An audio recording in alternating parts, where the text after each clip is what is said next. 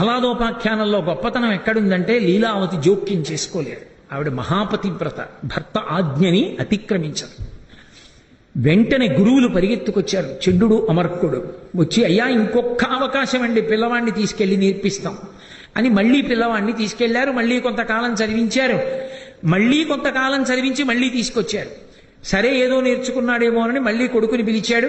మళ్ళీ అడిగాడు, ఏమిరా ఏమి నేర్చుకున్నావు? ఈసారి గురువు గారు చెప్పింది నీకు బాగా అర్థమైంది, ఒక్క పద్యం చెప్పు. ఒక్క పద్యం చెప్పి ఆ పద్యం యొక్క విశేషం ఏమిటో, దాని అర్థతాత్పర్యాలు ఏమిటో వివరించరా అన్నాడు. ఆయనకి చదివించిది ననుగురువులు చదివిది ధర్మార్థముఖ్య శాస్త్రంబులునే చదివినవి కలవు పెక్కులు చదువులలో మర్మమెల్ల చదివితి తండ్రి అన్నాడు. నాన్నగారండి ఏం చదువుకున్నావు, ఏం చదువుకున్నాం, గురువు గారు ఏం చెప్పారని అడుగుతారే. చదివించిది ననుగురువులు చదివిది ధర్మార్థముఖ్య శాస్త్రంబులునే చదివినవి కలవు పెక్కులు. వాళ్ళు నాకు ధర్మ అర్థ కామ శాస్త్రాలు ఎన్నో చెప్పారు నాన్నగారండి. పాపం వాళ్ళ తప్పే ఉంది, వాళ్ళు చెప్పవలసినవన్నీ వాళ్ళు చెప్పారు. కానీ నాన్నగారండి నేను నేర్చుకోవలసినవన్నీ కూడా నేను నేర్చుకున్నాను. నేను ఏం నేర్చుకున్నానో తెలుసా? చదువులలోని మర్మమెల్ల చదివిది తండ్రి. చదువుల అన్నిటి సారాంశం ఏమిటో అది నేను చదివేసుకున్నాను నాన్నగారండి. అమ్మ బాబోయ్ వీడు చెప్పేది ఏదో ప్రమాదకరంగా ఉండేటట్టుందనుకుని గురువులు పాపం చెప్పి తీసుకొచ్చారు. ఒరే నేను చెప్పినది తప్ప నీ సొంతంగా వచ్చిన ఆలోచన ఒక్క పద్యం చెప్పకు, మేమేం చెప్పామో అదే చెప్పు మీ నాన్న దగ్గర, నువ్వు మేము కూడా బ్రతుకుతా ఉన్నారు. మళ్ళీ ఆయన చేసేటటువంటిది హరినామ సంకీర్తనమే. తండ్రికి ఎక్కడ లేని కోపం వచ్చింది, భటుల్ని పిలిచాడు, తీసుకెళ్లి సంహరించమన్నాడు. వాళ్ళు తీసుకెళ్లారు. ఎన్ని ప్రయత్నాలు చేశారో, బాణాలు వేశారు, గదలు పెట్టి కొట్టారు, సముద్రాల్లో ముంచారు, పర్వత శిఖరాల నుంచి కిందకి దొల్లించారు, త్రాచుపావుల్ని తెచ్చి కరిపించారు, ఆభిచారిక హోమాలు చేయించారు, అరణ్యాలు కాలిపోతుంటే అందులో పడేశారు, నీళ్లల్లో ముంచారు, పైకి తేల్చారు, గదలు పెట్టి కొట్టారు, ఏనుగులతో తొక్కించారు, నవరంధ్రాలు మూసేశారు. ఆఖరికి ఆయనని ఎండలో నించోపెట్టారు, వానలో నించోపెట్టారు, చలిలో నించోపెట్టారు, కత్తులతో పొడిచారు. తన్ను నిశాచరుల్ పడవ దైత్యకుమారుడు మాటిమాటికో పన్నగసాయి ఓ ధనుజభంజన ఓ జగదీశ ఓ సర్వాపన్న శరణ్యంచు నుతించు కానితా కన్నుల నీరుతాడు భయకంప సమేతుడు కాడు భూవరా అన్నారు. ఈ పద్యానికే కంచికామకోటి పీఠాధిపత్యం వహించిన చంద్రశేఖరేంద్ర సరస్వతి మహాస్వామి వారు ఒక సభలో ఒక మాట చెప్పారు. నా జీవితాన్ని మలుపు తిప్పిన పద్యం అదే. అంత తనని బాధించిన వాళ్ల పట్ల కూడా పరమ ప్రేమతో చూశాడు ప్రహ్లాదుడు. ఆయనకి విశ్వంలో నారాయణుడు తప్ప ఇంకొకటి లేదు. తనని పొడుస్తున్న కత్తి నారాయణుడు, కొడుతున్న గద నారాయణుడు, తనని కిందకి దొర్లించేస్తే పర్వతం నారాయణుడు, బాణం వేస్తున్నవాడు నారాయణుడు, నవరంధ్రములు మూసినవాడు నారాయణుడు. అంతా నారాయణుడైతే ఈ శరీరంలో ఇటువైపు భాగం ఇటువైపు భాగాన్ని ఎప్పుడైనా బాధిస్తుందా? ఈ చెయ్యి ఈ చేతిని కొడుతుందా? అంతా నారాయణమయంగా చూసిన వాడిని ఎవరు బాధిస్తారు? బాధించలేకపోయే. అందుకే పైగా తన్ను నిశాచరుల్ పొడవ దైత్యకుమారుడు మాటిమాటికోపన్నగ సాయి ఓ ధనుజభంజన ఓ జగదీశ ఓ సర్వాపన్న శరణ్య అంచు నుతించు కాని. కత్తి పట్టుకొచ్చి ఇలా పొడి చేస్తుంటే కనీసం చేతులు అడ్డు పెట్టుకోడు. సంతోషంతో కత్తిలో కూడా శ్రీమన్నారాయణుణ్ణి చూస్తూ ఓ గోవింద ఓ సర్వాపన్న శరణ్య ఓ జగదీశ ఓ శేషసాయి అని అరుస్తున్నాడు. కత్తులు పొడుస్తున్నారు, బాణాలు దింపుతున్నారు, అయినా పిల్లవాడు చచ్చిపోడు.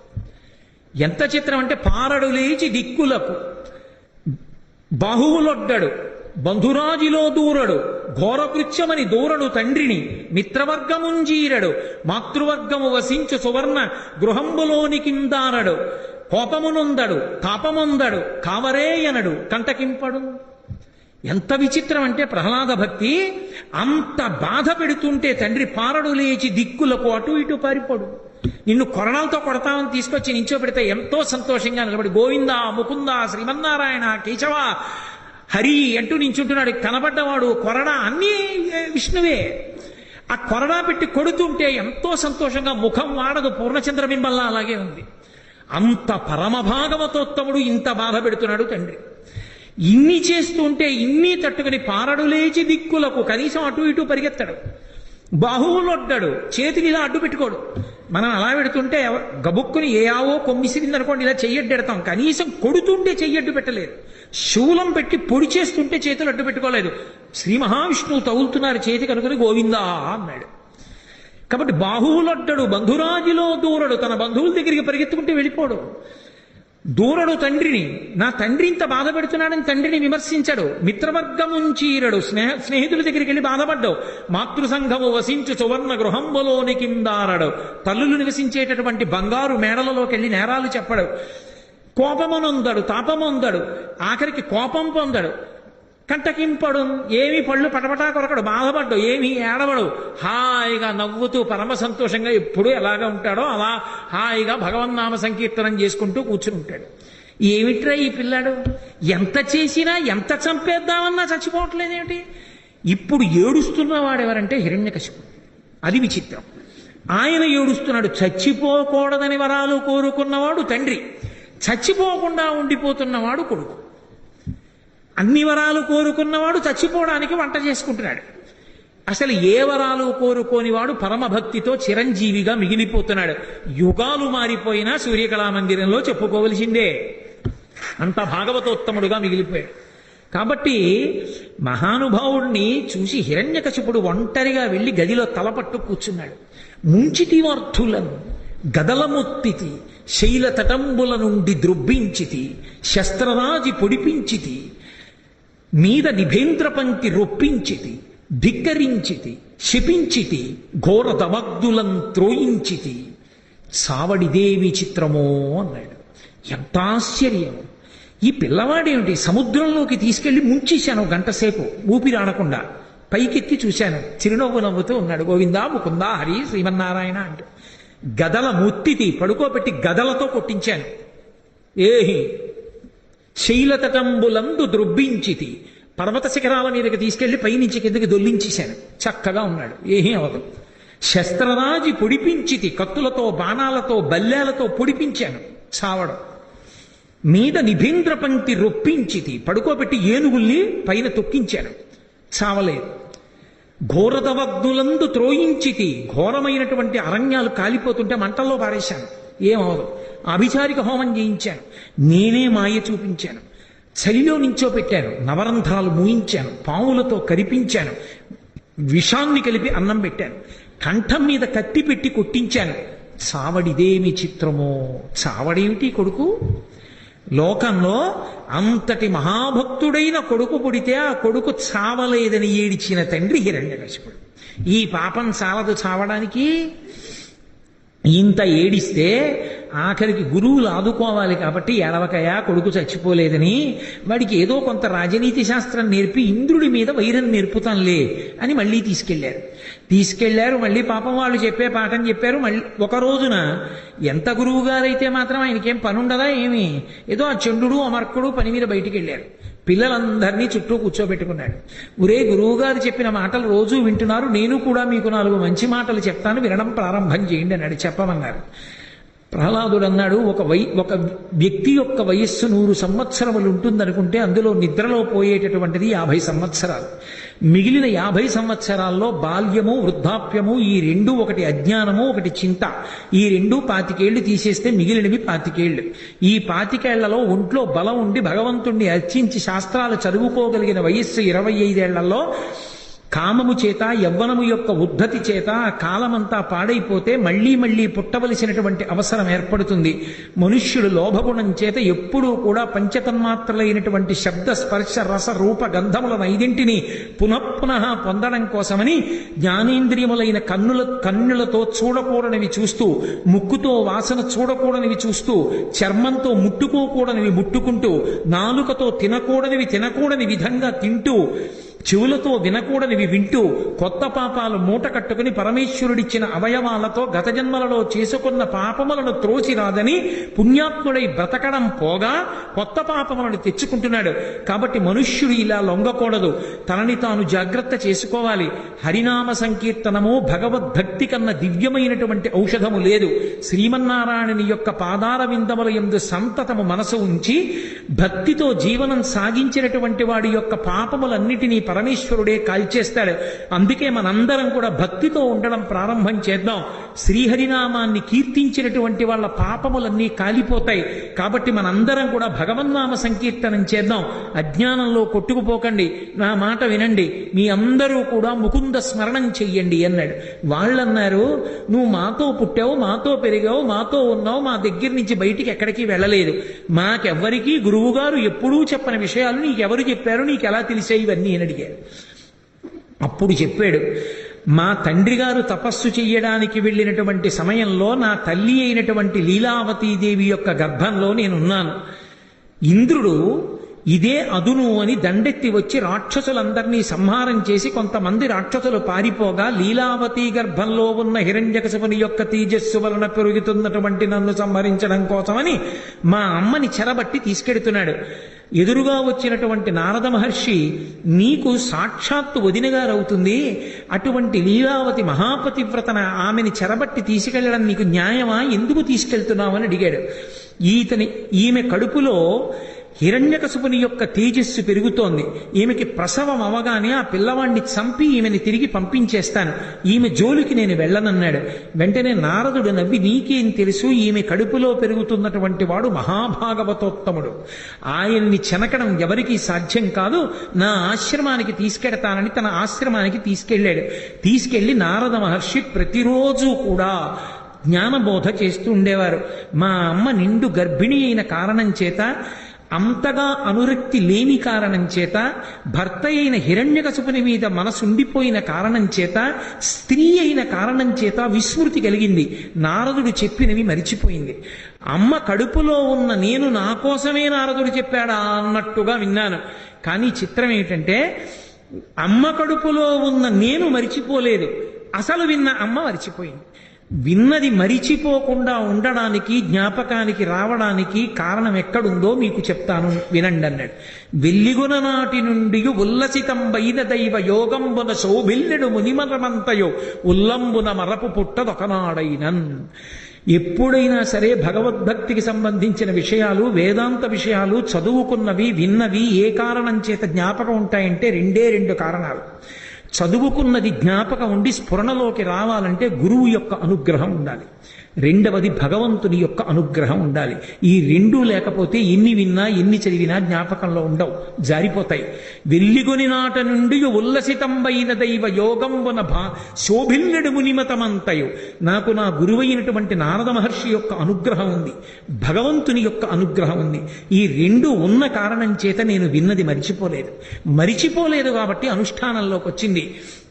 కాబట్టి మీరు కూడా భగవద్భక్తితో ప్రవర్తించడం నేర్చుకోండి అన్నాడు.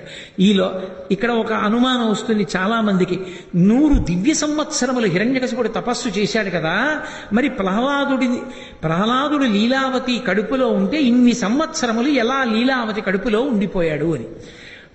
మహాపతివ్రతలైనటువంటి వారు తిరిగి తమ భర్త రావడానికి ముందు తప్ప ఆ పిల్లవాడు బయటికి వస్తే ఎక్కడ ప్రమాదం జరుగుతుందో, ఇంతకు ముందు ఇంద్రుడు చంపేస్తానన్నాడని లీలావతి తన గర్భంలోనే ఉంచుకుంది. వేరు పురాణంలో చెప్పారు ఈ మాట. కాబట్టి భాగవతంలో లేదా విషయం, అమ్మ కడుపులోనే ఉండిపోయాడు. నారద మహర్షి యొక్క బోధ అంతకాలం ఆశ్రమంలో విన్నాను, అందుకే నాకు ఇంత జ్ఞానం అబ్బింది అని చెప్పాడు. చెప్పితే అక్కడ ఉన్నటువంటి రాక్షసులందరూ కూడా, పిల్లలందరూ హరినామ సంకీర్తనం మొదలుపెట్టారు. వచ్చినటువంటి గురువులు చూసి, వీడు మనం చెప్పిన పాఠాలు నేర్చుకోకపోగా ఉన్న పిల్లలందరినీ పాడు చేసేస్తున్నాడని గబగబా తీసుకుని ఆ పిల్లవాడిని హిరణ్యకశిపుడి వద్దకు వెళ్ళారు. వెళ్ళి, అయ్యా, ఏదో తులసివనంలో గంజాయి మొక్క పుట్టినట్టు పుట్టాడు నీ కొడుకు అంటే, వాళ్ళ దృష్టిలో అలా రాక్షసుల వంశంలో ఇంత హరిభక్తి తత్పరుడు పుట్టడం ఏంటి, వీడు మా దగ్గర చదువు నేర్చుకోకపోగా ఉన్న పిల్లలందరి యొక్క భక్తి, ఉన్న పిల్లలకి మేము చెప్పిన పాఠాలు పాడి చేశాడు, కొత్తగా హరిభక్తి నేర్పుతున్నాడు. మహాప్రభో, ఈ పిల్లవాడికి మేము పాఠం నేర్పలేం, నువ్వేం చేసుకుంటావో నువ్వే చేసుకోమని ఆ పిల్లవాడిని ఇచ్చేశాడు. వెంటనే హిరణ్యకశిపుడికి కోపం వచ్చి అన్నాడు, ఎరా నువ్వు ఎవరి బలం చూసుకుని ఇలా విర్రవీగుతున్నావురా అని అడిగాడు. బలయుతులకు దుర్బలులకు బలమెవ్వరు, నీకు నాకు బ్రహ్మాదులకు బలమెవ్వరు, ప్రాణులకును బలమే, అతనే నాకు బలము. అసురేంద్ర, ఎవరు బలం అని అడుగుతావేంటి? బలయుతులకు దుర్బలులకు బలమెవ్వడు, నీకు నాకు బ్రహ్మాదులకు. బలం ఉన్నవాడికి బలం లేనివాడికి, బ్రహ్మాదులకు నీకు నాకు అందరికీ శరీరంలో ఉన్న బలంగా చెప్పబడుతున్నవాడెవరో వాడే నాకు బలం నాన్న. ఒరేవాడి అండ నీకుందంటున్నావు కదా, 3 లోకములు వెతికాను, నాకు విష్ణువు కనపడలేదు, పారిపోయాడు పిరికి పంద, చూపించగలవా ఎక్కడున్నాడో అన్నాడు. మళ్ళీ అదే మాట అడుగుతావు నాన్న, ఎక్కడున్నాడో చూపించమంటావేమిటి? అసలు ఆయన లేని చోటు ఎక్కడుంది? ఇందుగలడు అందులేడని సందేహము వలదు చెక్కి సర్వోపగతుండెందెందు వెదకి చూచిన అందందేగలడు దానవగ్రని వింటే. నాన్న నువ్వు వినాలి, కానీ అసలు శ్రీమన్నారాయణుడు లేని ప్రదేశం ఒకటి ఉందా? ఎక్కడెక్కడ వెతికి చూస్తే అక్కడక్కడ ఉంటాడు నారాయణుడు, వ్యాపకత్వం చేత ఉంటాడు, అన్నిటి యందు నిండి నిబీకృతమై ఉన్నాడు అన్నాడు. ఓహో అలాగా, అయితే ఈ స్తంభంలో ఉంటాడా అన్నాడు. ఇప్పుడు వస్తోంది నరసింహావతారం. ఎందుకని? పిల్లవాడు అంటున్నాడు అంతటా ఉన్నాడంటున్నాడు. హిరణ్యకశిపుడు ఈ వేళ్లు ముడిచాడు, ఈ వేలు పైకి తీశాడంటే ఇలా చూపించి ఎక్కడో ఆపుతాడు. ఆ వేలు ఎక్కడ ఆగితే అక్కడి నుంచి పైకి రావాలి, రాకపోతే తనని నమ్ముకున్న భక్తుడి మాట వమ్మైపోతుంది. బయటికి రావడం అంటూ జరిగితే శంఖచక్ర గదా పద్మములు పట్టుకున్నటువంటి శ్రీమన్నారాయణుడిగా వచ్చి హిరణ్యకశిప సంహారం చెయ్యడానికి బ్రహ్మగారు ఇచ్చినటువంటి వరం ప్రతిబంధకం. కాబట్టి ఆయన ఎన్ని వరాలు ఇచ్చాడో అన్ని వరాలకి మినహాయింపుగా రావాలి. అన్ని వరాలకి మినహాయింపుగా రావడానికి ఎక్కడి నుంచి రావాలో తన చేతిలో లేదు. హిరణ్యకశిపుడి వేలు ఎక్కడాగితే అక్కడి నుంచి బయటికి రావాలి. హరి సర్వాకృతులంకలండనుచు ప్రహ్లాదుండు భాషింప, సత్తరుడై ఎందును లేడు లేడనుచు దైత్యుండు తర్జింప, శ్రీనరసింహకృతి దాల్చనచ్యుతుడు నానా జంగమస్థావరోత్కర గర్భంబుల అన్ని దేశములను దండ ప్రభావంబునన్ అన్నారు పోతన గారు. ఈ బ్రహ్మాండమంతా ఒక నారసింహం అయిపోయింది, అన్నిటిలోకి చేరిపోయింది విష్ణుతత్వం నరసింహావతారంగా.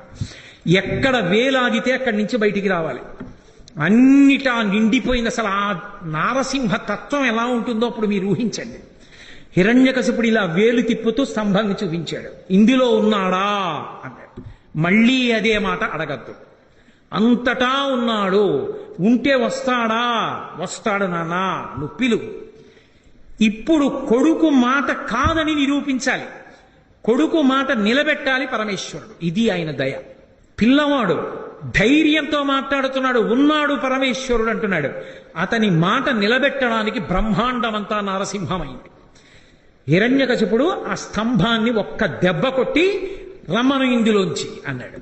అలా అనడం ఏమిటి? పెటపెట చటచట చప్పుళ్ళొచ్చి ఆ స్తంభం బద్దలైపోయి అందులోంచి ఒక్కసారి విస్ఫులింగములు పైకొచ్చి పెద్ద కాంతి మండలం ఏర్పడి కన్నులతో చూడడానికి వీలు కానంత భయంకరమైన తేజస్సు ఒకటి బయటకు వచ్చింది.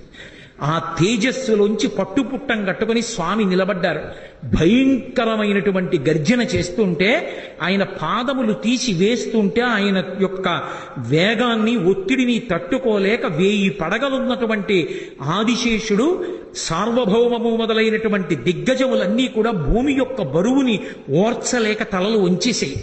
ఆయన పాదములలో చక్రరేఖ, శంఖరేఖ, పద్మరేఖ, నాగలి, అమృతభాండము మొదలైనటువంటి దివ్యమైన చిహ్నములు కనపడుతున్నాయి.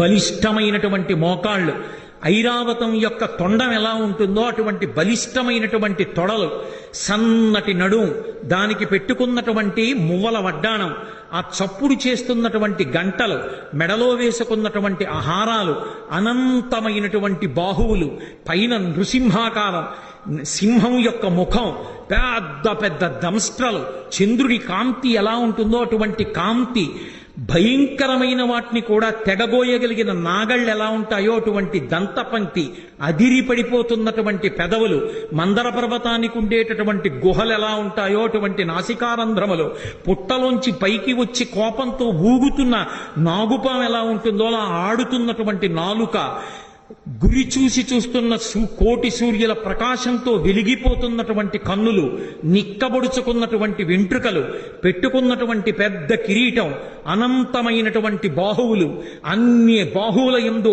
ఆయుధములు పట్టుకుని మహానుభావుడు అడుగు తీసి అడుగు వేస్తూ వస్తూ పెద్ద గర్జన చేస్తూ తల ఇలా ఊపితే ఆ కేసరములు తగిలి దేవతలు విమానంలో వెడుతున్న వాళ్ళు భ్రంశమై విమానాల్లోంచి కింద పడిపోయి ఆ మేఘములన్నీ కొట్టబడి పర్వతములన్నీ ఘూర్నిల్లి సముద్రములన్నీ పొంగిపోయి భూమండలమంతా కలత చెంది స్వామి నరసింహావతారం వచ్చింది. ఇప్పటి వరకు విష్ణుమూర్తి ఉగ్రతత్వాన్ని పొందనటువంటి వాడు అపారమైనటువంటి కోపంతో తన యొక్క పరమభక్తుడైనటువంటి ప్రహ్లాదుణ్ణి హిరణ్యకశపుడు నిగ్రహించాడన్న కోపాన్ని ఆపుకోలేక ఉగ్ర నరసింహావతారమై వచ్చాడని లోకమంతా భీతిల్లిపోతే 33 కోట్ల మంది దేవతలు ఆకాశంలో నిలబడి స్తోత్రం చేస్తుంటే హిరణ్యకశపుడు ఆ వెలుతురు చూడలేక స్వామి చుట్టూ తిరిగి గదాదండంతో కొట్టడానికి ప్రయత్నిస్తుంటే దేవతలు విడిచిపెట్టకుండా సంహరించమంటే ఒక్కసారి పెద్ద గర్జన చేస్తూ గబగబా వెళ్ళి ఆ హిరణ్యకశిపుని యొక్క డొక్కల దగ్గర పట్టుకుని పైకెత్తి కలుగులోకి పారిపోతున్నటువంటి ఎలుకని నాగుపాం పట్టుకుని పడగ పైకెత్తితే ఎలా ఉంటుందో అలా డొక్కల దగ్గర పట్టుకుని పైకెత్తి గడప దగ్గరికి తీసుకొచ్చి ఇంట్లో కాదు బయట కాదు గడప మీద పగలు కాదు రాత్రి కాదు ప్రదోషవేళ ఏ ఇతరమైనటువంటి ప్రదేశమునందు కాకుండా పంచ పైకి తీసి తొడల మీద పెట్టుకుని పంచ కట్టి ఉంటే దిక్కులుంటాయి, పంచ పైకి తీస్తే దిక్కులుండవు. అదొక శాస్త్రం. ఇప్పుడు నేను దాని గురించి వ్యాఖ్యానం కుదరదు. పంచ పైకి తీసి తొడల మీద పెట్టుకుని ఆ ప్రాణమున్నది కాదు ప్రాణము లేనిది కాదు, జంతువు కాదు పాము కాదు, ఆయుధం కాదు వస్త్రం కాదు శస్త్రం కాదు, రాక్షసులు కాదు దేవతలు కాదు యక్షులు కాదు గంధర్వులు కాదు కిన్నెలలు కాదు కింపురుషులు కాదు నరుడు కాదు జంతువు కాదు, నరసింహమై ఆ గంగానది సుడి తిరిగినట్టుగా ఉన్నటువంటి ఆ నాభి కనపడుతుండగా విశాలమైనటువంటి వక్షస్థలంతో పెద్ద పెద్ద ఆ దంతములతో దంస్ట్రలతో దగ్గరగా చూస్తుంటే ఆయన ముఖం వంక చూసి మృత్యు ఆసన్నమైందని తెలివి తప్పి తలవాల్చేసినటువంటి హిరణ్యకశిపుణ్ణి తొడల మీద వేసుకొని పెద్దగా పెరిగినటువంటి తన గోళ్ళు ఆ కడుపులోకి దింపి చీల్చి ఆ గోళ్లని గొడ్డళ్లుగా చేసి వక్షస్థలంలో ఉన్న ఉరప్పంజరపు ఎముకటన్నింటినీ కోసేసి పటపట విరిచి ప్రేగులు తీసి మెళ్ళో వేసుకొని ధారలుగా కారుతున్న నెత్తురు దోషిళ్లతో పట్టి తాగి కేసరములన్నీ నెత్తుటితో తడిసిపోతే పంచా తాను నెత్తుటితో తడిసి అక్కడ ఉన్న రాక్షస గణములన్నిటినీ సంహారం చేసి పెద్ద శబ్దాన్ని చేస్తూ ఆ ప్రేగులు తీసి మెళ్ళో వేసుకుని గిరగిర తిప్పి డొల్లబడినటువంటి హిరణ్యకశిపుడి శరీరాన్ని విసిరేసి భయంకరాకృతితో నడుస్తుంటే బ్రహ్మాది దేవతలందరూ స్తోత్రం చేశారు. ఏమి నారసింహం, ఏమి అద్భుతం, ఏమి అవతారం! ఇంతమంది స్తోత్రం చేస్తే ఆయన ప్రసన్నుడు కాలేదు. అదే ఉగ్రభావనతో ఊగిపోతున్నాడు ఆయన. ఆ ఊగిపోతున్న ఉగ్రనరసింహుణ్ణి చూసి లక్ష్మీదేవిని పిలిచి, అమ్మా నువ్వు నిత్యానపాయనివి, ఆయన వక్షస్థలంలో ఉంటావు, నిన్ను చూస్తే ప్రసన్నుడవుతాడు తల్లి, దగ్గరికి వెళ్ళమన్నాడు. ప్రళయార్కబింబంబు పగిదియున్నది కాని పూర్ణేందు చంద్ర నిభము కాదు. పూర్ణచంద్ర బింబంలా ఉంటుంది నా భర్త ముఖం. ఇంత కోపంగా ఉండడం నేను ఎప్పుడూ చూడలేదు. అయ్య బాబోయ్, నేను కూడా దగ్గరికి వెళ్ళనంది లక్ష్మీదేవి. శ్రీ మహావిష్ణువు యొక్క అవతారాలలో లక్ష్మీదేవి దగ్గరికి వెళ్ళడానికి భయపడిన అవతారం నరసింహావతారం. అందరూ భయపడుతుంటే ప్రహ్లాద నీ గురించే వచ్చింది అవతారం, స్వామిని నువ్వు దగ్గరికి వెళ్ళి ప్రసన్నుండి చేయమన్నారు. ప్రహ్లాదుడు చిన్న పిల్లవాడు గబగబా వెళ్ళి స్వామికి పాదములను పట్టి నమస్కరించి, ఏవి నువ్వు నరసింహస్వామిగా వచ్చి పైన సింహంగా కింద మనుష్యుడిగా వచ్చి పెద్ద పెద్ద గోళ్లతో ఆ కోరలతో నోరు తెరిచి పెద్ద ఆ గర్జన చేస్తే భయపడిపోతాననుకుంటున్నావా? నీకన్నా భయంకరమైనది ఒకటి లోకంలో ఉంది, దాని పేరు సంసారం. ఆ సంసారానికి భయపడతాను కానీ నీకు భయపడతాననుకుంటున్నావా? బ్రహ్మాది దేవతల తల మీద పెట్టని చెయ్యి, లక్ష్మీదేవి ఒంటి మీద పడితే పొంగిపోయే చెయ్యి, భాగవత పరమభక్తుణ్ణి అని పేరు పెట్టి ఏమీ తెలియని అర్భకుణ్ణైనా నా తల మీద చెయ్యి పెట్టి నా కోసం పరిగెత్తుకొచ్చి నా మాట నిలబెట్టడానికి నేను చూపించిన స్తంభంలోంచి వచ్చి నా తండ్రిని సంహరించిన నీ హృదయంలో ఎంత కారుణ్యం ఉంది నాకు తెలియదనుకుంటున్నావా? నువ్వు పైకి ఇలా అరిస్తే భయపడతాననుకుంటున్నావా? పరమేశ్వరా నీకు నమోవాక్కములని స్తోత్రం చేశాడు. పరవశించిపోయినటువంటి నరసింహస్వామి పరమప్రసన్నుడై ప్రహ్లాదుణ్ణి ఎత్తుకుని తొడ మీద కూర్చోబెట్టుకుని, నాన్న పొంగిపోతున్నాను రా నీ భక్తికి, ఏం వరం కావాలో కోరుకో అన్నాడు. మళ్ళీ నన్ను మాయలో ముంచుదాం అనుకుంటున్నావా స్వామి? నాకెందుకు ఇంకా వరాలు, నాకెందుకు ఒక కోరికలు? నాకే కోరిక లేదు. నీ పాదముల యందు నిరతిశయమైనటువంటి భక్తిని కలిగి ఉంటే చాలు. అదిగో మా తండ్రి ఏమీ తెలియక అమాయకత్వంతో నీకు వ్యతిరేకంగా బతికాడు, నా తండ్రికి ఉత్తమగతులు కలిగేటట్టుగా అనుగ్రహించు అని అడిగాడు. నాడు నీ తండ్రి నా వంక చూసి స్తబ్దుడయ్యాడో, ఏనాడు పట్టుకుని పైకెత్తి తొడల మీద పెట్టుకున్నానో, నా గోళ్లతో చీల్చి నెత్తురు తాగానో, ప్రేగులు మెడలో వేసుకున్నానో, ఆనాడే నీ తండ్రి కాదు, నీ తండ్రికి ముందు 21 తరాలు తరించిపోయి వాళ్ళందరూ కూడా తరించారు. కాబట్టి ప్రహ్లాద, నువ్వు బెంగపెట్టుకోక్కర్లేదు నీ తండ్రి గురించి. నేను నీకు ఆశీర్వచనం చేస్తున్నాను. నువ్వు దీర్ఘాయుష్మంతుడవై ఈ రాజ్యాన్ని ధార్మికంగా పరిపాలన చేసి పరమ భాగవతోత్తముడవై అంత్యమునందు నన్ను చేరుకుంటావు. నీ కథ ఎక్కడ చెప్పబడుతుందో, నీ కథ ఎక్కడ వినబడుతుందో అక్కడ నేను ప్రసన్నుడనవుతాను. అక్కడ నేను ఎంతో సంతోషిస్తాను. ఆ సభామంటపంలో ఉన్న వాళ్ళందరికీ కూడా నా ఆశీర్వచనము పరిపూర్ణముగా లభిస్తుంది. దాని చేత రోగములు సమసిపోయి వాళ్ళందరూ కూడా ఉత్తమగతులు పొందుతారని ప్రహ్లాదోపాఖ్యానానికి శ్రీ మహావిష్ణువే ఫలశ్రుతి చేశారు. అంత గొప్ప అవతారమైనటువంటి ఈ నరసింహావతారం మన ఆంధ్రదేశంలోనే వచ్చింది. అది మన అదృష్టం. అహోబలం అని పిలుస్తాం. అహోవీర్యం, అహోశౌర్యం, అహోబాహుబలం బలం, నారాయణం పరం తేజం, అహోబలం అహోబలం అని ఆ నరసింహస్వామి ఆవిర్భవించినప్పుడు దేవతలందరూ చూసి అహోబలం అహోబలం అన్నారట. ఏమి బలం స్వామిదని. అందుకని ఆ క్షేత్రానికి అహోబలం అని పేరు. అక్కడ ఆవిర్భవించింది నరసింహస్వామి వారి యొక్క అవతారం. మహానుభావుడు అక్కడే ఇప్పటికీ నవనారసింహులుగా ఉన్నాడు. స్వాతి నక్షత్రానికి నరసింహస్వామికి చాలా దగ్గరి అనుబంధం. ఎందుకంటే స్వాతి నక్షత్రంలో ప్రదోష వేళలో ఆవిర్భవించింది. ఇప్పటికీ వైశాఖ మాస చతుర్దశి ఆ స్వాతి నక్షత్రం ఉండగా శృంగగిరి పీఠాధిపతులు బ్రహ్మముహూర్తంలో ఇలా ఆసనం వేసి కూర్చుని పూజ మొదలు పెడితే మళ్ళీ ప్రదోష వేళలో నరసింహస్వామి వారి అవతార ఆవిర్భావం వరకు కాలు ఇలా కూడా కదపరు. అలాగే కూర్చుని పూజ చేస్తారు. అవతార ఆవిర్భావ సమయం అయిపోయిన తర్వాత పూజ చేసి నీరాజనమిచ్చి పానకం నైవేద్యం పెట్టి అందరికీ పానకం ప్రసాదంగా ఇచ్చి అప్పుడు లేస్తారు పూజాపీఠం నుంచి. అంత గొప్ప అవతారం. నవనారసింహస్వరూపమై వెలిసి ఉన్నాడు. ఆ 9 మంది నరసింహులుగా ఉంటాడు అహోబల క్షేత్రంలో. ఇప్పటికీ అహోబల క్షేత్రంలో ఆ నవనారసింహుల్ని చూడ్డానికి దారి తెలియదేమోనని స్వాతి నక్షత్రం ఉండగా తీసుకెళ్లడానికి సహాయం చేయడానికి కొన్ని బృందాలు ఉన్నాయి. వాళ్ళు తీసుకెడుతుంటారు సేవ చేయడానికి, దగ్గరుండి తీసుకెళ్లి దర్శనం చేయిస్తూ ఉంటారు. జ్వాలా నరసింహుడిని, ఆయనే ఉగ్ర నరసింహస్వరూపం. మొట్టమొదట వచ్చినటువంటి తేజోస్వరూపం. హిరణ్యకశిపుని యొక్క పొట్ట చీలుస్తున్న స్వరూపంతో ఉంటాడు. రెండవది అహోబల నరసింహుడు, అంటే ఆ హిరణ్యకశిపుణ్ణి సంహరించిన తరువాత కూర్చున్నటువంటి స్వరూపం. మాలోల నరసింహుడు అని లక్ష్మీదేవి చెంచు లక్ష్మిగా వచ్చి తరిగొండ వెంగమాంబ గారు చెంచు నాటకము అని ఒక అద్భుతమైన నాటకం చేశారు. చెంచు లక్ష్మిగా ఆవిడ్ని స్వీకరించి ఎడమతొడ మీద కూర్చోపెట్టుకుని ఉంటాడు. అదిగో ఆ నరసింహస్వరూపం మాలోల నరసింహుడు. కరంజ నరసింహుడు అని ఒక నరసింహుడు, 4వ నరసింహస్వరూపం అది. కరంజ నరసింహుడు అంటే ఆయన చెట్టు కింద కూర్చుని ధ్యానముద్రలో ఉంటాడు. 5వది పావన నరసింహుడు. పావన నరసింహుడు అంటే ఆయన దగ్గరికి వెళ్ళి ఒక్కసారి నమస్కారం చేస్తే ఎన్ని పాపములనైనా తీసేస్తాడు, మంగళములను ఇస్తాడు.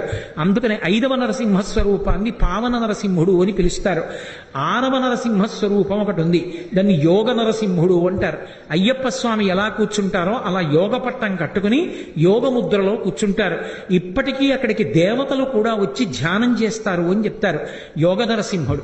అలాగే 7వ నరసింహస్వరూపాన్ని ఛత్రపట నరసింహస్వరూపం అంటారు. పెద్ద రావి చెట్టు కింద వీరాసనం వేసి కూర్చుంటాడు.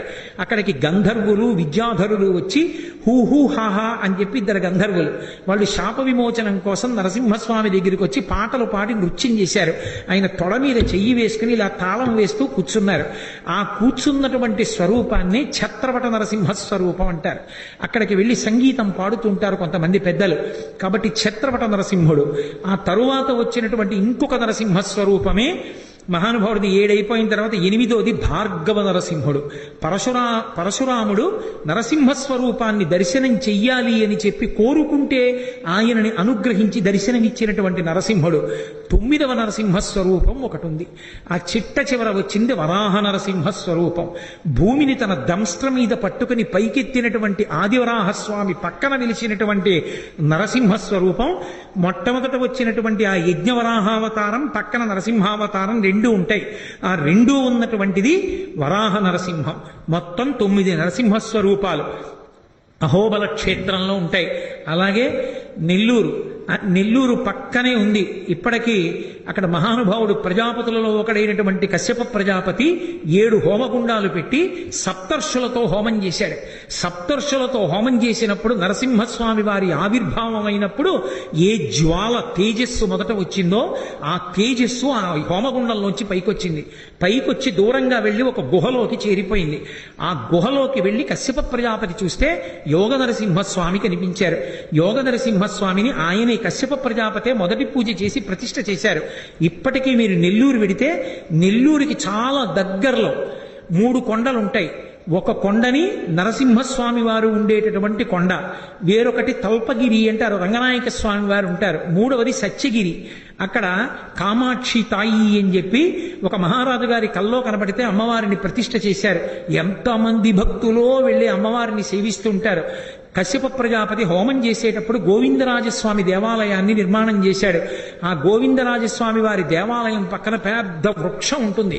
సంతానం లేనటువంటి వారు తమ కట్టుకెళ్లిన చీర కొంగు చింపి అక్కడ ముడుపు కడతారు. కొమ్మకి కడితే ఖచ్చితంగా సంవత్సరంలో మళ్ళీ పిల్లల్ని ఎత్తుకుంటూ ఉంటారు.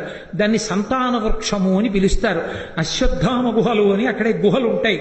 అంత ప్రఖ్యాతమైనటువంటి క్షేత్రములతో కూడుకున్నటువంటి నరసింహస్వామి వారి ఆలయం ఇప్పటికీ కూడా నెల్లూరు పక్కనే వేదగిరి అంటారు. ఆ వేదగిరి యందు వెలిసి ఉంది. అలాగే మనకి తూర్పుగోదావరి జిల్లాలో కూతవేటు దూరంలో కోరుకొండ అంటారు. కోరుకొండ అనడానికి కారణం ఏమిటంటే ధాన్యాన్ని రాశిగా పోస్తే ఎలా ఉంటుందో ఆ కొండ చూస్తే అలా ఉంటుంది. ఇప్పటికీ మధురపూడి విమానాశ్రయంలో విమానం ఎక్కడానికి ఎడుతూ తల పక్కకి తిప్పితే కనపడుతుంది కోరుకొండ. ధాన్యపు రాశి పోస్తే ఎలా ఉంటుందో అలా ఉంటుంది. పారిజాత వృక్షములు ఎక్కువగా ఉండేవి కాబట్టి పారిజాతగిరి. అక్కడికి పరాశర మహర్షి వచ్చారు కాబట్టి దానికి పరాశరగిరి. బంగారం తయారు చేసే స్పర్శవీధి అక్కడ దొరికేది కాబట్టి స్వర్ణగిరి. అక్కడ వేదముల యొక్క నాదము వినపడుతుండేది. ఎందరో దేవతలు వచ్చి భజన చేసేవారు కాబట్టి వేదగిరి, కోరుకొండ ఇన్ని పేర్లతో ఉండి లక్ష్మీనృసింహస్వామి అక్కడ స్వయంభూగా వెలిశారు. చిత్రం ఏమిటంటే అక్కడ వెలిసినటువంటి నరసింహస్వామిని మొట్టమొదట గుర్తుపట్టి పూజ చేసినటువంటి ఘనత ఎవరికి దక్కిందో తెలుసా? భద్రాచలంలో పోతల తమ్మక్కలాగా ఒక పశువుల కాపరి భార్య అయినటువంటి స్త్రీ, ఆమె పేరు లక్ష్మి. లక్ష్మి అన్న ఆవిడ మొట్టమొదట చూసి నరసింహస్వామిని సేవించింది. అంత గొప్ప క్షేత్రం పక్కనే ఉన్నటువంటి ఆ కోరుకొండ. అలాగే మనకి హైదరాబాద్ దగ్గరలో యాదగిరి అని చెప్పి ఒక క్షేత్రం, యాదగిరి నృసింహుడని. అక్కడ ఉన్నటువంటి నరసింహస్వామి ప్రసన్న నరసింహస్వామి. ఆ నరసింహస్వామిని యాదర్శి అనబడేటటువంటి ఒక ఋషి తపస్సు చేస్తే వెలిసినటువంటి స్వామి కాబట్టి ఆ ఋషి పేరు మీదుగా ఆ కొండకి యాదగిరి అని పేరు వచ్చింది. ఆంధ్రదేశంలో నరసింహోపాసనం చాలా విశేషం. నరసింహస్వామి వారి కథ వింటే ఏం చెప్తారంటే, ప్రహ్లాదోపాఖ్యానాన్ని నరసింహస్వామి వారి ఆవిర్భావాన్ని విని పానకం తాగితే, నైవేద్యం పెట్టిన పానకం పుచ్చుకుంటే తరువుకొస్తున్న గుండె జబ్బు కూడా ఆగిపోతుంది. అంత గొప్ప స్వరూపం. షట్కాల శివ పూజ ఎలా ఉంటుందో అలా షట్కాలముల యందు పూజ అందుకునేటటువంటి మహానుభావుడు. విష్ణు స్వరూపంలో ప్రదోష వేళ కూడా దర్శనం చేయడానికి యోగ్యమైన స్వరూపం నరసింహస్వరూపం. ఆ నరసింహస్వరూపాన్ని దర్శనం చెయ్యాలని పద్మపాదాచార్యుల వారు నరసింహస్వామి వారి మంత్రాన్ని పొంది అరణ్యానికి వెళ్ళి తపస్సుకి కూర్చుంటే అరణ్యంలో తిరుగుతున్నటువంటి ఒక ఏమీ తెలియని కిరాతుడు ఒకడు వచ్చి, పంతులు గారు మీరు ఎందుకు కూర్చున్నారు ఇక్కడ అన్నాడు.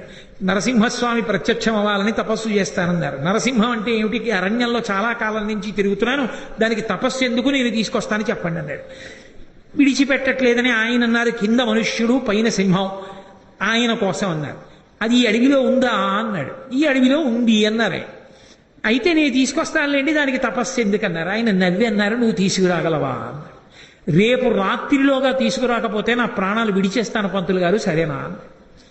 అయ్య బాబోయ్ వీడు లేనిపోని ప్రతిజ్ఞ చేస్తున్నాడని అలాగే లే అన్నారు. ఇక ఆ కిరాతుడు అరణ్యంలో తిరుగుతూ నరసింహం, కింద నరుడు పైన సింహం, కింద నరుడు పైన సింహం అంటూ చూస్తున్నాడు అడివంతా. మరునాడు సాయంకాలం ప్రదోష వేళ అయిపోయింది, కనపడలేదు. అక్కడ బ్రాహ్మణుడికి మాట ఇచ్చాను, తీసుకెళ్ళలేకపోయానని చెప్పి చెట్టు తీగలు తెచ్చి ఉరితాడు పోసుకుందామని చెట్టు కొమ్మకి ఉరి పోసుకుంటున్నాడు. నరసింహస్వామి వారు ఆవిర్భవించి వచ్చి దర్శనమిచ్చారు. ఓసి దిక్కుమాలిన మృగమా, ఇంతసేపటి నుంచి వెతుకుతున్నానా, బ్రాహ్మణుడికి చూపిస్తానని ఎక్కడ దాక్కున్నావే అని చేతిలో ఉన్న తీగలు చేసి నరసింహస్వామిని కట్టి ఈడ్చుకొచ్చాడు. ఈడ్చుకొచ్చి పద్మపాదాచార్యుల వారి దగ్గర నించోబెట్టాడు. ఆయనకేం కనపడలేదు. ఏమిటి నరసింహస్వామి వచ్చారంటే ఏమిటన్నారు. రాకపోవడం ఏమిటి, నిన్న నుంచి వెతుకుతున్నాను నిద్రాహారం లేకుండా, ఇగో ఇప్పుడు దొరికింది, సాయంకాలం చచ్చిపోదామంటే అన్నారు. ఈయనకి కనపడదు, ఆయనేమో ఇదిగో అంటారు. అప్పుడు ఆయన కనపడలేదు, మాట వినపడింది పద్మపాదాచార్యుల వారికి. కొన్ని కోట్ల జన్మలు తపస్సు చేస్తే ఎంత దృష్టి కేంద్రీకరణతో చెయ్యాలో అంత దృష్టి కేంద్రీకరణతో నిన్నటి నుంచి ఇవాళ సాయంకాలం వరకు కింద నరుడు పైన సింహం, కింద నరుడు పైన సింహం అంటూ వెతికాడు. అతని తపస్సుకి మెచ్చి ప్రత్యక్షమయ్యాను. నీకంత తపస్సు లేదు, కనపడను. కానీ నన్ను నీకోసం తీసుకొచ్చాడు కాబట్టి ఒక వరం ఇస్తున్నాను. సంతతము నీ వెంట ఉండి నీకు అవసరమైనప్పుడు రక్ష చేస్తానన్నారు.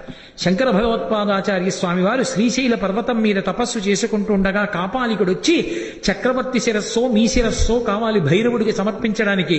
చక్రవర్తి శిరస్సు నాకెక్కడ దొరుకుతుంది, సర్వసంగ పరిత్యాగి అయిన మీ శిరస్సు నిమ్మంటే నేను ధ్యానంలో ఉన్నప్పుడు తరిగి తీసుకుపోమన్నారు శిష్యులు పక్కన లేనప్పుడు. ఆ కాపాలికుడు వచ్చి శిష్యులు పక్కన లేనప్పుడు కంఠం పై ఆ కత్తి పైకెత్తి శంకరాచార్యుల వారి కంఠం మీద వెయ్యబోతున్నాడు. పద్మపాదాచార్యుల వారికి అనుమానం వచ్చింది, గురువు గారికి ఏదో అపకారం జరుగుతోంది. ఒక్కసారి నరసింహస్వామికి నమస్కారం చేశారంతే. ఎక్కడో పాతాళగంగ దగ్గర ఉన్న పద్మపాదాచార్యుల వారు ఒక్క దూకి శ్రీశైలం కొండ మీద ఉన్న శంకరాచార్యుల వారి దగ్గరికి వచ్చారు. నరసింహస్వామి ఒక్క దూకి కాపాలికుణ్ణి పట్టుకుని ముక్కలుగా చీల్చేశాడు. శంకరులు అలచడి చూసి కళ్ళు విప్పి పద్మపాదాచార్యుల వారి వంక తిరిగి అడిగారు, నీకు నృసింహ మంత్రోపాసన ఉందా అని అడిగారు. అవును ఉంది అన్నారు. ఆ నరసింహస్వామి నన్ను కాపాడారన్నారు. శంకరాచార్యుల వారి జీవితంలో ఒకానొకప్పుడు వారి శరీరాన్ని కాల్చేస్తుంటే కాళ్ళు చేతులు కాలిపోయాయి. అప్పుడు వారు ఆ శరీరంలోకి రావలసి వచ్చింది ఒక ప్రత్యేక సందర్భంలో. అలా లోపలికి వచ్చినప్పుడు కాలిపోయిన కాళ్ళు చేతులు మళ్ళీ ఇమ్మని నరసింహస్వామినే స్తోత్రం చేశారు. లక్ష్మీ నృసింహమదేహి కరావలంబం. శంకరాచార్యుల వారు ప్రార్థన చేస్తే మళ్ళీ కాళ్ళు చేతులు ఇచ్చేశారు. జగద్గురువులైన శంకరాచార్యుల వారిని 2 మాటలు రక్షించినటువంటి అద్భుతమైనటువంటి అవతారం నరసింహావతారం. ఆ నరసింహావతారం కథ వినడం, ఆయనకు ఒక నమస్కారం చెయ్యడం, ఆయనకి నైవేద్యం పెట్టినటువంటి పానకాన్ని పుచ్చుకోవడం జన్మాంతరమైనటువంటి అదృష్ట హేతువు. అటు